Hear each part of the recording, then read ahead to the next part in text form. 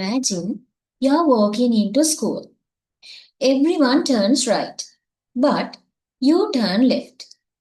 Everyone crosses the bridge, but you wade through water. And then everyone starts laughing at you. Would you laugh with them? Or would you ask, why am I being called strange? That is exactly the question hiding behind Alexander Kushner's humorous poem Upside Down. Hi, I'm Anuradha Hapwarachi. Today, let's look beyond the laughter and discover the themes of this poem. First comes humor. The poet introduces us a person named Upside Down. Perhaps Upside Down could be the nickname for this person. He has become the cynosure of the people in the town due to his topsy-turvy behavior. How does the poet create humor through his absurd actions? Look at these examples. If he is asked to turn to right, he turns to left out of spite. One day, he went into a restaurant. The waiter said, "What do you want?" He said, "I'd like a pair of socks with clocks on them and in a box." A restaurant is a place where you can have food. Can you buy a pair of socks from a restaurant? Of course not. You should go to a textile shop. By the way, socks and clocks are two different items. Packing them in a box also adds more fun to this poem.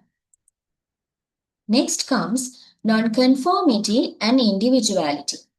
Nonconformity means refusing to follow the society's usual rules, expectations, and the ways of thinking. Individuality means being yourself, having your own ideas, personality, values, or the way of seeing the world. How does this person upside down go against the ordinary behavior of the people in the society? Look at the examples. Instead of crossing the bridge, he wades through water. He reads and writes letters backside forward. That means weaving or forming text in reverse orientation. That's why he is called the dunderhead. Another absurd action done by Upside Down is wearing flannels when it's hot. His aunt criticizes these absurd actions. Here, the line going naked has a deep meaning beyond its literal meaning. Nakedness shows hollowness of his life. Next comes social pressure and conformity. Conformity means changing your beliefs, actions, or behavior to fit in with the group or follow social rules. The aunt's letter shows us social pressure and conformity. The aunt advises him to be normal to gain respect from the people in the society. Next comes alienation and social criticism. Alienation means feeling different, separated, misunderstood, or disconnected from the people and the society around you. For instance, Upside Down is funnier than the circus clown for the people around him because he always does the ordinary things in a topsy-turvy manner. But nobody comes to correct him. Here, the poet shows us the weaknesses of the people in the society.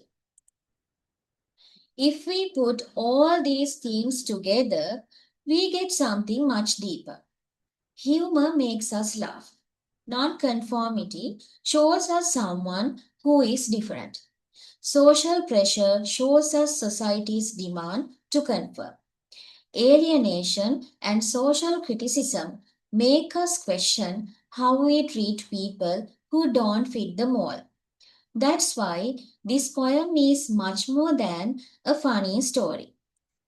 So, the next time you see someone doing things differently, don't be too quick to laugh.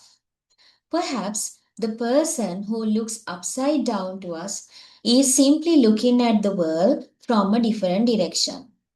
And maybe sometimes we are the ones who need to turn our perspective upside down.